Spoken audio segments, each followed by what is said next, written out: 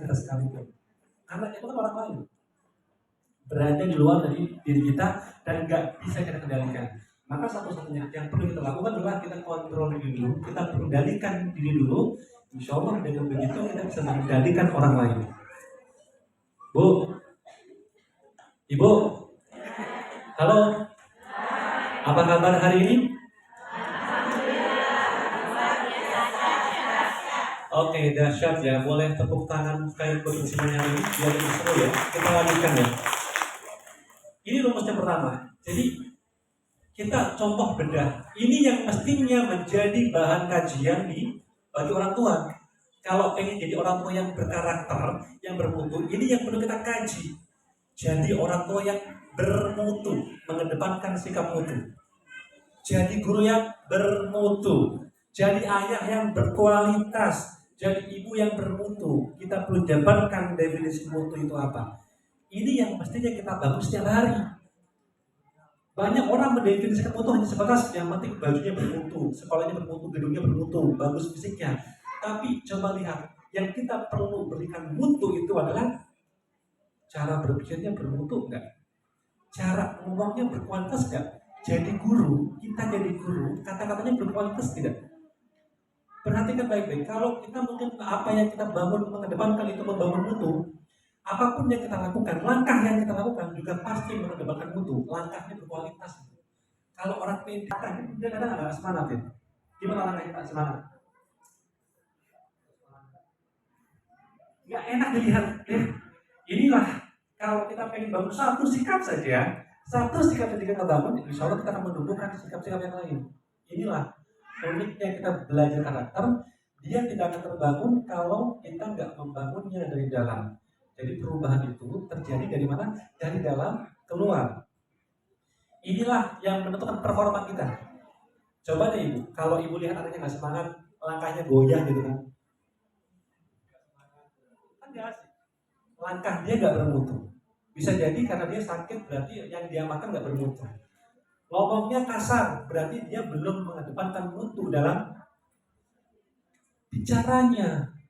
Gimana caranya biar bicaranya berkualitas? Oh, dia perlu diberikan asupan-asupan kata-kata yang memang hanya kata-kata yang bermutu.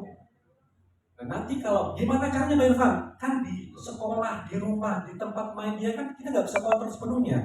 Maka kita perlu kuatkan klasifikasi. Kita bangun cara berpikirnya hanya menerima dia membangun, menyiapkan anak-anak punya kemampuan filter. Jadi walaupun banyak serangan-serangan dari luar, anak bisa memfilternya. Caranya gimana? Bangun bondingnya. Nanti kita cari tahu ya.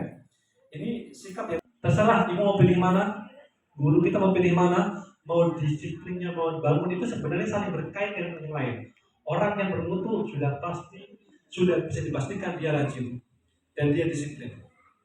Tapi pemahaman kita itu harus kita kuatkan dulu itu. Next, yang skill ya. Yang skillnya mana? Jangan sampai memandang hanya dengan satu domain saja. Jadi kita perlu bangun fokusnya dia dan kontrol dirinya dia. Kita perlu bangun perspektif takingnya dia. Apa tuh perspektif taking? Kemampuan memandang persoalan di luar dari sudut pandang dirinya. Nah, yang jadi problem adalah kalau kita seringnya adalah melihat persoalan itu hanya dari sudut pandang kita sebagai orang dewasa. Jadi yang keliru ya, yang perlu kita bangun ya.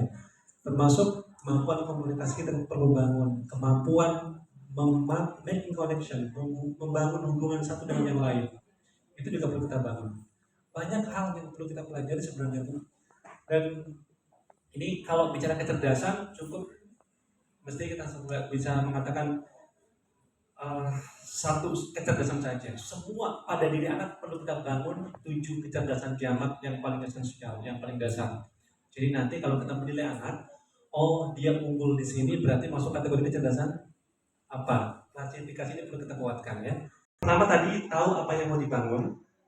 3 tadi attitude, skill sama knowledge, dan yang kedua adalah toolsnya apa. Kita punya tujuan, pengen ke Surabaya, toolsnya apa?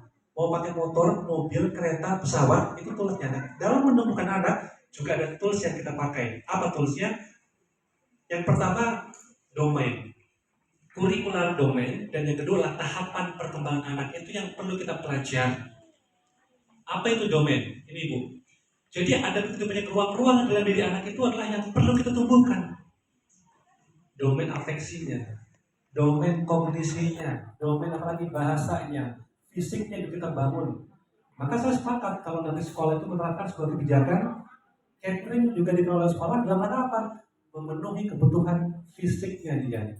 Di sekolah banyak kegiatan, banyak energi, maka kebutuhan nutrisi yang perlu diserap oleh anak-anak juga harus diukur. Ya, jadi nggak random gitu kan. Makanan juga harus berkualitas, termasuk sosialnya, estetiknya. Sosial itu apa? Kemampuan dia berteman atau membangun pertemanan. Jangan sampai dia minder. Kalau anak yang minder berarti kemampuan sosialnya belum terbangun. Itu aja simpelnya. Dia diberikan amanah, beban, tanggung jawab sebagai enjoy. Oke, wah keren nih, kesempatan saya belajar lebih tinggi. Itu estetik kita bangun. Tapi kalau diberikan amanah, beban, tanggung jawab, dia ngeluh, berarti ini yang belum terbangun. Dia belum siap ternyata untuk di-develop, belum siap untuk ditemukan. Ini domain yang perlu kita bangun ya Bu. Next, ini contohnya adalah afeksi tentang kemandiriannya, trustnya, rasa percaya dirinya, kemandirian dia. Kita perlu bangun juga inisiatif dia. Kita perlu bangun juga apa? Di sini ada inisiatif dan juga kemampuan industrinya. Apa kemampuan industri di sini? Kemampuan menyelesaikan pekerjaan yang sudah dia mulai.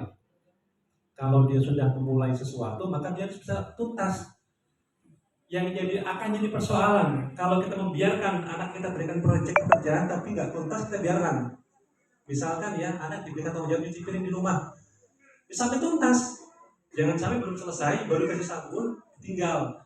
Kak, main yuk. Tuh ada teman dipanggil di luar gitu kan, main bareng, ditinggal. Itu berarti kita nggak menumbuhkan dia. Karena membiarkan pekerjaan yang belum selesai, dia tinggalkan. Kemampuan industri yang kita bangun. Dan kemampuan apa lagi? Di sini industri bisa mendefend kalau orang yang self esteemnya bagus, ada anak yang ngajak, lagi menyelesaikan, dia lagi bekerja di rumah, lagi nyapu, lagi ngepel, lagi ngerjain PR. Kalau dia self esteemnya bagus, ada ajakan teman bermain yang bilang, sebentar ya, saya menyelesaikan PR dulu, saya menyelesaikan pekerjaan rumah dulu, saya menyelesaikan cuci piring dulu ya. Ketika sudah selesai, berarti kemampuan industri sudah terbangun dan self esteem juga udah kuat. Tapi ketika ada yang sudah lagi melakukan pekerjaan, tapi dia tergoda sama yang lain, tergoda sama teman-temannya untuk main karena disamper, merasa nggak enak, itu tanda bahwa estetiknya belum terbangun. Dia tanda bahwa self esteemnya belum terbangun. Dia nggak bisa mengukur diri gitu kan ya. Ini Bu, yang perlu kita bangun tuh ini sebenarnya. Trustnya, autonominya, kemandiriannya. Ya.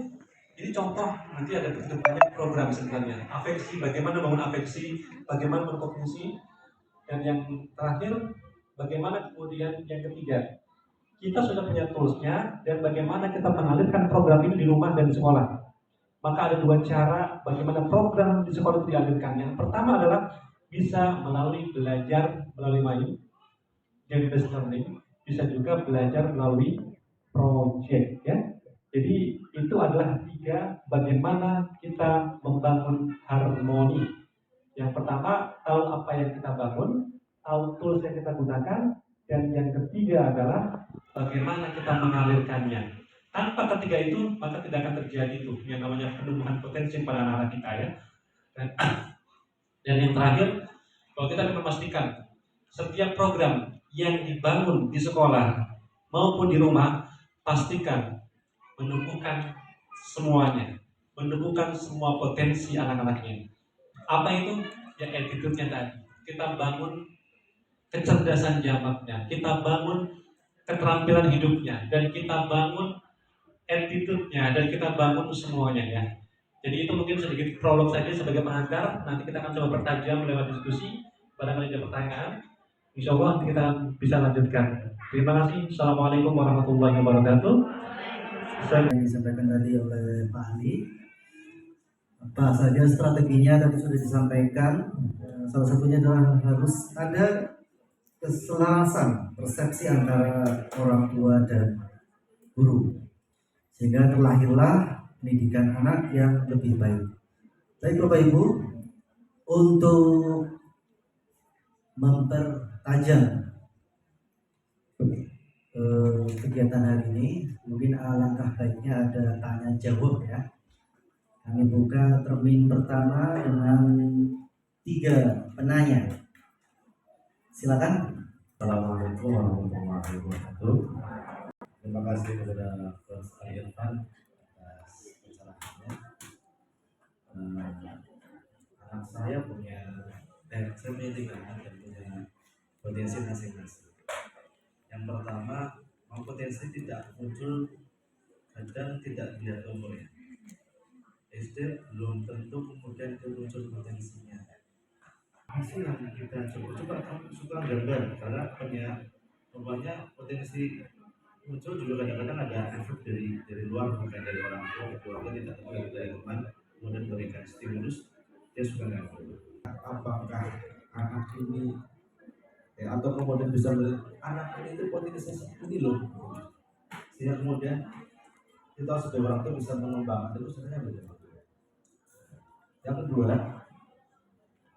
ada selain yang tampak sebenarnya itu bagus yang bisa saya lihat dari anak saya adalah dari awal tes di TK Khadijah, berarti dia masuknya ke bahasanya, berarti di tesnya apa ya namanya ya, yang pakai jari Steven itu berarti itu introvert intuitif gitu. Anaknya diem cerewet tapi introvert, saya juga bingung cerewet tapi introvert, tapi tidak semua anak itu dia bisa bisa klop dengan teman-teman yang lain dan suatu kelas. Pertanyaan yang kedua dari siapa? Ibu. Saya orang tua dari Hasan, kelas 5B. Kebetulan saya putra 4. Dari kesemuanya ini saya belum bisa menemukan pada saat mereka di usia SD itu potensinya apa, itu belum. Itu mohon kira-kira sebetulnya kita sebagai orang tua itu harus sudah bisa menemukan potensi anak itu kapan lebih pasnya itu ya. Jadi supaya kita tuh cari cara dan bisa menyiapkan dia ke depannya itu lebih tepat. Yang pertama itu, yang kedua saya berusaha si anak ini untuk bertanggung jawab dengan pilihannya. Jadi untuk dia memberikan permintaan itu tidak selalu langsung oh ya silahkan atas minta A langsung minta B langsung, enggak. Tapi saya berusaha dia harus punya alasan kenapa minta ini, kenapa minta itu. Yang ketiga, Assalamualaikum warahmatullahi wabarakatuh. Perkenalkan, nama saya Cindy, orang tua dari Nadira kelas 6C. Kali saya sudah berarti kedua kalinya menghadiri ya PMG karena kebetulan adiknya Nadira Amira di kelas 2 juga.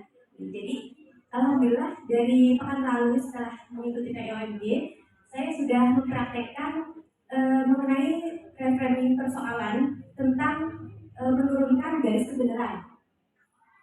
Saya ketika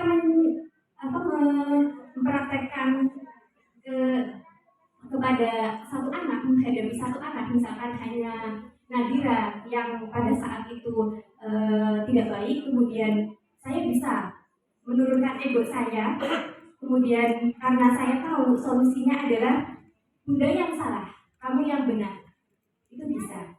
Tapi ketika dua anak sekaligus yang ada konflik, kemudian saya menghadapi mereka, apakah berlaku juga Coach?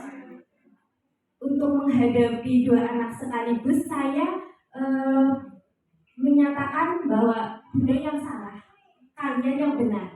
Jika memang iya, kemudian pastinya mereka akan merasa oh ya sudah saya benar gitu.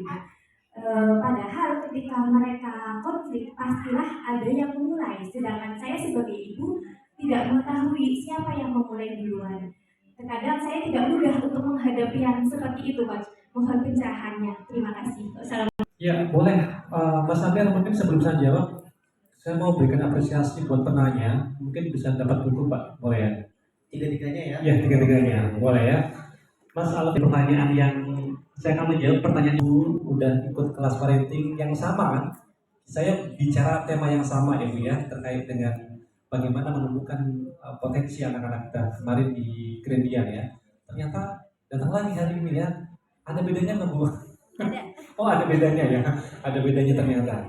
Baik, yang pertama terkait dengan bagaimana kita memframing persoalan ini, terutama ilmu menurunkan ego. Garis kebenaran itu adalah sebenarnya salah satu jurus dalam magnet rezeki. Ini yang perlu kita pahami ya.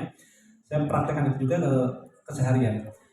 Dan terbukti berhasil meredakan konflik, menyelesaikan persoalan ya. Konflik antara orang tua dengan anak itu bisa selesai dengan menurunkan garis kebenaran. Saya salah, kamu yang benar. Ini kalau suami istri konflik, gunakan ini udah selesai masalahnya. Aneh yang salah, mama yang benar. Sama juga istri kalau kemudian konflik sama suaminya bilang, mama yang salah. Nah,